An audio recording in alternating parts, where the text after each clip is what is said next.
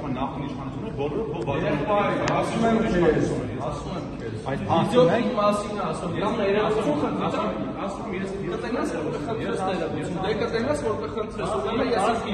ուրեմն ես իմ պիտակները ամեն օր կասեմ։ Ինչ պիտակավորում տվել եմ, ասելու եմ, ստատախոս բանսակում հանցագործություն թաքցնող եք։ Անցած նիստի, հիմա լսեք։ Եղբայր Մերապետ, լսի, սոս մնա, լսի։ Ինձ ասում է, որ ես ընտրակաշարք բազանով եմ։ Ասված չեմ ասում, լսեք։ Հիմա մարդիկ են ուզում, լսեք։ Պարոն Սարգսյանը ես եմ, Աշակ Սարգսյանը ես եմ, իմ ելույթից հետո ասում է դուք ընտրակաշարք բաժանող եք։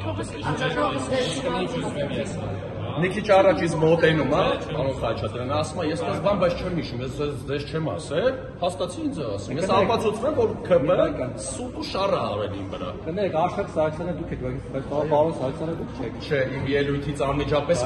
կոպեկ ասի որ վերցրել եք, այդ կոպեկ հետ որ ասում եք բերեք, բա բերեք։ Ու իմ ելույթին հակադարձման ու պատասխանը որ կոպեկ մարտապարտեզներից խոսում, ասում որ ընտրակաշարք եք, պարոն Սարգսյան, դուք բաժանում անձամբ ես։ Ես էլ հիմա ասում եմ, կամ դուք բանսարկու եք, կամ ձեր պարտի չեք, կամ հանցագործություն թաքցնող եք, կպիտակավորում, եթե այսօրվա ընթացքում ինքը ներողություն չխնդրի հանրային, որովհետև դա հանրային է եղել։ Իրավական ճանապարհով գնալ։ Կամ էլ կփորձենք իրավական ճանապարհով գնալ, բայց այդ պիտակը ցանկացած պարագայում ես ապացուցել եմ իրավական ճանապարհից մեկը, այդ ձայնագրությունն է, որ եթե ինքը թաքցրել է հանցագործություն, նաև հանցագործ է ինքը։ Կամ ձեր պարտի չա։ Երկուսից մեկն է։ Բայց ես կարծում եմ ձեր պարտի չա։ Թող ինքը կարողանա դատի տա, որովհետև իմ մասին ելույթից ասել է այդ մարդը։ Հիմա ես ասում եմ ներողություն խնդրի, վերջանանք գնա, որ սխալ ես արել։ Թե տաքացածս եղե, թե ձեր